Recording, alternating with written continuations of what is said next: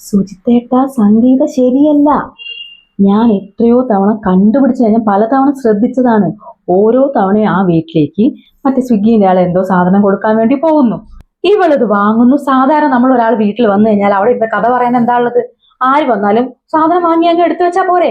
പക്ഷെ 1 മണിക്കൂർ 2 മണിക്കൂർ കഴിഞ്ഞിട്ടാണ് ആ പൂച്ചക്കൻ അവിടെ നിന്ന് പോകുന്നത്.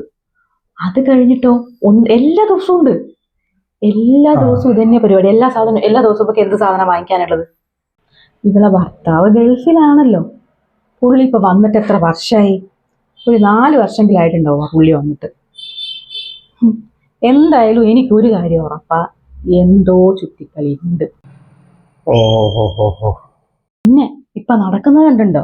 സാരിക്ക് മാച്ച് കമ്മല്, കമ്മലിന് മാച്ച് വള. ഒരു ദിവസം ഞാൻ ബ്യൂട്ടി പാർലറിൽ പോയപ്പോ അവിടെ ഉണ്ട് അവള് മുടി കളർ ചെയ്യുന്നു. ആകെ കൂടെ 4 കാലേ ഉള്ളൂ, അതെന്തിനാണ് അവ കളർ ചെയ്യുന്നത്? ഇപ്പൊ ഭയങ്കര ഫാഷനിൽ കളറൊക്കെ ചെയ്ത് സാരിയൊക്കെ ചുറ്റി നടന്നു പോകുന്നു, കാണണം. അയ്യോ, ഇതൊക്കെ ആരെ കാണിക്കാനാ? പിന്നെ ഞാൻ നോക്കുമ്പോ ഏതോ ഒരാളെ കൂടെ ബൈക്കിൽ പോകുന്നതും കണ്ടു. അതും കെട്ടിപ്പിടിച്ചൊക്കെ പോകുന്നുണ്ട്. ഇത് ആരാന്നൊക്കെ ആർക്കറിയാം? അതാ ഞാൻ പറഞ്ഞത്, ഇവൾക്ക് എന്തൊക്കെയോ തരികിടകൾ ഉണ്ട്. ആളത്ര ശരിയല്ല. പിന്നെ കുടുംബശ്രീയില് ഇവളെപ്പറ്റി പെണ്ണുങ്ങളൊക്കെ പറയുന്നത് കേൾക്കണം. എന്റെ സുജിത്തേട്ട, ഒരു ദിവസം പോരാ ഇവളെപ്പറ്റി പറഞ്ഞാൽ, അത്രയ്ക്ക് പറയാനുണ്ട്.